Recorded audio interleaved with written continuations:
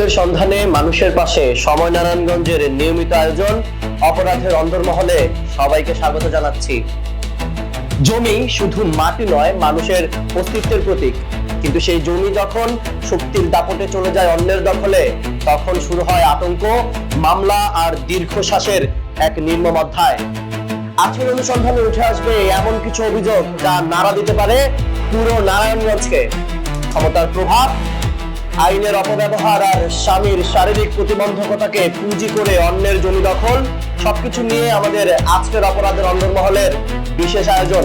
নারায়ণগঞ্জে এবার আলোচনার কেন্দ্রে স্থানীয় এক নারী, নাজমা বেগম।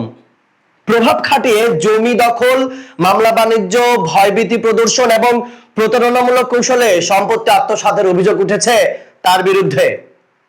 ভুক্তভোগী হিসেবে সামনে এসেছেন বিশিষ্ট ব্যবসায়ী আল জয়নাল সাহেব।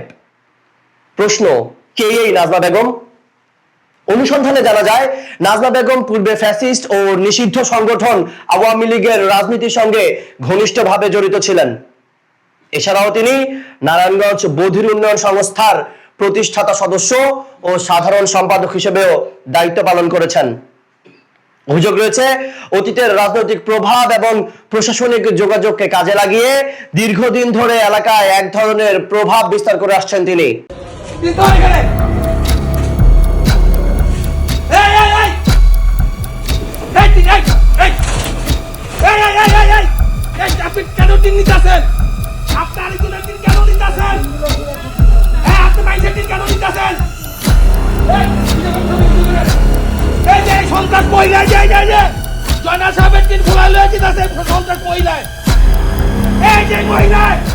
ভুক্তভোগীর অভিযোগ, নাজমা বেগমের স্বামী ওমর ফারুক বাক প্রতিবন্ধক হওয়ায় সেই বিষয়টিকে সহানুভূতির অস্ত্র হিসেবে ব্যবহার করছেন তিনি। জেলায় নতুন কোন এসপি কিংবা ডিসি যোগদান করলে স্বামীর শারীরিক প্রতিবন্ধকতাকে সামনে এনে আবেগঘন নাটক সৃষ্টি করে প্রশাসনকে বিভ্রান্ত করার চেষ্টা করেন তিনি। অনুসন্ধানে বেরিয়ে আসে, নাজমা বেগমের শ্বশুরের পৈতৃক সূত্রে পাওয়া জমির বিভিন্ন অংশ তার স্বামী ওমর ফারুক এর ভাই বোনেরা বৈধভাবে বিক্রি করে দিলেও অন্য এক বোনের নির্ধারিত অংশ বেআইনি ভাবে দখল করে রেখেছেন নাজমা বেগম। আপনাদেরকে নিয়ে যেতে চাই নাজমা বেগমের স্বামী ওমর ফারুকের আপন মামাতো ভাই কবির হোসেনের কাছে। এই যে আমার মালিক ওমর ফারুক, এখানে আমার আম্মা, আমার মা খালারা 4 জন আর 3 মামা ওমর ফারুকের আব্বার নিয়ে। ওমর ফারুক আব্বা মারা গেছে। তারপরে এই যে বাগানবাড়ি রেস্টুরেন্ট আছে, এটা সাইদা বেগম, আমার আম্মা দেলোয়ারা বেগম দুজনে বিক্রি করছে। এবার মনোরা বেগম 8/4/2021 সালে জনা সাহেবের কাছে বিক্রি করে রেস্টুরেন্ট অফিসে যাইয়া। ওই জায়গাটাই নাজমা বেগম আটকায় রাখছে। এটা আমার খালা জায়গা 100, আমার আম্মাই পাইলে আমার খালায় পাইব না কেন? এই জায়গাটাই নাজমা বেগম আটকায় রাখছে ওমর ফারুক।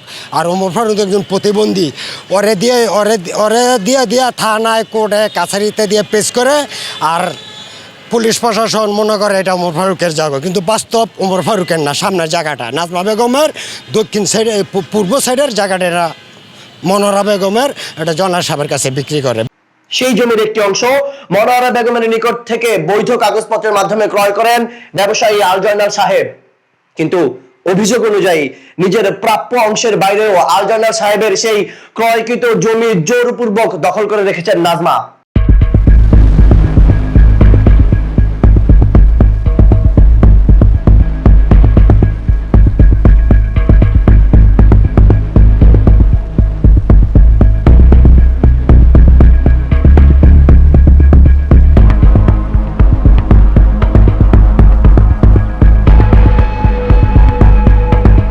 শুধু জমি দখলই নয়, অভিযোগ রয়েছে বিরোধপূর্ণ ওই জমিতে লাগানো গাছ কেটে ফেলা, টিন খুলে নিয়ে যাওয়া এবং বিভিন্নভাবে সম্পত্তির ক্ষয়ক্ষতি সাধন করছেন তিনি।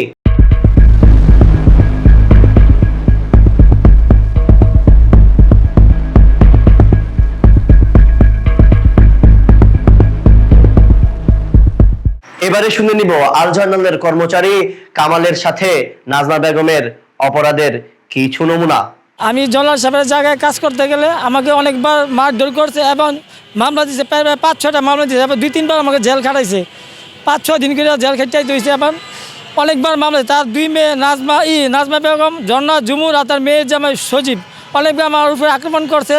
আমি গরিব মানুষ, আমি কাজ করে খাই, আমার উপরে অনেকবার হামলা করতেছে। ওখানে গেলে আমার তোরা মাইরা লামো, হ্যান্ড করবো ত্যান করবো, এখান থেকে কাম করলে তোরা মাইরা লাবো। একই সঙ্গে একের পর এক মামলা দায়ের করে আল জয়নাল সাহেবকে মানসিকভাবে বিপর্যস্ত করে তোলারও চেষ্টা করে যাচ্ছেন নাজমা। স্থানীয়দের ভাষ্য, নাজমা বেগমের মূল হাতিয়ারই হচ্ছে মামলা। কাউকে চাপে ফেলতে পারলেই শুরু হয় আইনি হয়রানি। মনোয়ারা বেগম যাকে পাওয়ার দিয়েছিলেন তিনি মনির মৃদ্ধা। এই মনির মৃদ্ধার কাছ থেকেই সম্পত্তি ক্রয় করেছিলেন ব্যবসায়ী আল জয়নাল। শুনে নেওয়া যাক মনির মৃদ্ধা কি বলছেন। মূলত আরো সেক্রেটারি মালিক মনোয়ারা বেগম আমাকে আমুক্তর দেয় তার সম্পত্তি দেখাশোনা করার জন্য। আমি বিগত সময়ে তার সম্পত্তি দেখাশোনা করার জন্য 2020 সালে আমি তার সম্পত্তির ভিতরে ঘরবাড়ি করার জন্য বাঁশ টিন এগুলো আনছিলাম। আনার পরে সে মিথ্যা একটা অভিযোগ দিয়ে উল্টো আমার নামে একটা মামলা করে। তাই নাজমা বেগম সেই সম্পত্তিটা 2016 সালে বিক্রি করে পুনরায় সম্পত্তি আবার সে রিটার্ন চাচ্ছে। এই যে মনোয়ারা বেগমের সম্পত্তিটা, এই সম্পত্তির এই যে মনোয়ারা বেগমের অংশটা মূলত ওমর ফারুকের সম্পত্তিটা 2/64 পয়েন্ট। এই যে 2/64 এটা হলো মনোয়ারা বেগম। যখন নাকি মনোয়ারা বেগম আমার আমুক্তা দিছে তখনই সে আমার নামে একটা থানায় যে একটা মিথ্যা অভিযোগ করে। পুলিশ প্রশাসন তখনকার পুলিশ প্রশাসন তদন্ত না করেই যেমন মামলা নিচ্ছে। আর নাজমার একটাই কাজ, সে নতুন কোনো এসপি আসলে একটা অভিযোগ করে, নতুন ডিসি আসলে একটা অভিযোগ করে, নতুন ওসি আসলে একটা অভিযোগ করে। আসলে মূলত সে আমাদের সম্পত্তি দখল কইরা সে ক্ষান্ত হননি। সে আমাদের সম্পত্তি দখল করে আরও বিভিন্ন ধরনের মামলা, যাতে আমরা সম্পত্তি আর কোনো দিনও না পাই, সেই জন্য সে আমাদের মিথ্যা মামলা দিয়ে বিভিন্ন ধরনের হয়রানি করতে আসে। সমাজের প্রতিটি স্তরে ঘটে যাওয়া নানা অপরাধের নেপথ্যের কারণ, অপরাধীদের কৌশল, আইন শৃঙ্খলা বাহিনীর তৎপরতা এবং সাধারণ মানুষের সচেতনতা, এসব বিষয় নিয়ে আমাদের আয়োজন অপরাধের অন্দরমহল। আজকের পর্বে আমরা তুলে ধরার চেষ্টা করেছি আলোচিত নাজমা বেগমকে ঘিরে উঠে আসা বিভিন্ন অভিযোগ, বিতর্ক এবং ভুক্তভোগীদের দাবি দেওয়ার নানা দিক। তবে অনুসন্ধান এখনো চলমান। তার বিরুদ্ধে ওঠা সকল অভিযোগের সত্যতা যাচাই, সংশ্লিষ্টদের বক্তব্য এবং অপরাধের নেপথ্যের আরো অজানা তথ্য নিয়ে আগামী পর্বে আমরা আবারও হাজির হব আপনাদের সামনে। দেখতে থাকুন অপরাধের অন্দরমহল। চোখ রাখুন সময় নারায়ণগঞ্জের অফিসিয়াল ফেসবুক পেজ ও ইউটিউব চ্যানেলে। আপনাদের সচেতনতাই পারে সমাজকে অপরাধ মুক্ত রাখতে। আমি আব্দুল্লাহ আল মাহমুদ আজ এখানেই বিদায় নিচ্ছি।